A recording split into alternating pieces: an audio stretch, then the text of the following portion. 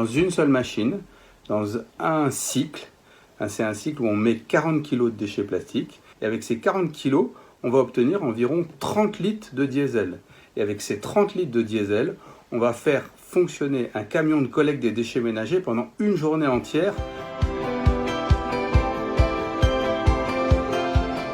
Le camion de collecte des déchets ménagers, il va chez les particuliers, il collecte du déchet plastique. Ce déchet plastique, il est ramené au laboratoire Earthwake. Earthwake le transforme en diesel et ce diesel retourne dans ce même camion poubelle. On est vraiment dans une illustration parfaite de l'économie circulaire. La pyrolyse, c'est un procédé qui existe depuis longtemps, qui consiste à chauffer le plastique à 450 degrés sans oxygène. On casse les molécules de plastique et le plastique revient à son état d'origine, qui est le pétrole. Le gaz émis par ce processus de pyrolyse, on va le récupérer pour faire fonctionner la machine. Ce qui veut dire qu'elle est autonome en énergie. On n'a pas besoin d'aller chercher de l'énergie à l'extérieur, parce qu'il est produit par la pyrolyse elle-même.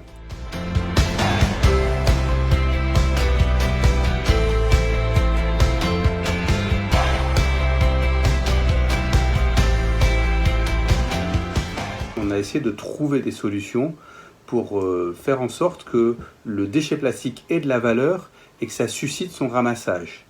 Et nous, notre ambition, c'est de contribuer d'une façon très pratique, très concrète, à éliminer une partie de ces déchets plastiques sur la Terre avant qu'ils ne rejoignent la mer.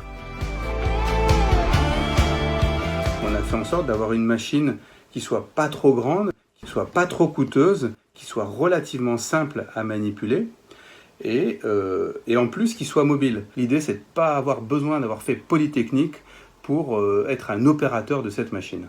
Nous, on veut vendre cette machine autour de 50 000 €. Évidemment que 50 000 € c'est 10 fois moins important que des équipements industriels qui valent des millions d'euros. Mais pour une communauté, pour un quartier, pour une petite ville en Afrique ou en Asie, ça reste une somme relativement importante.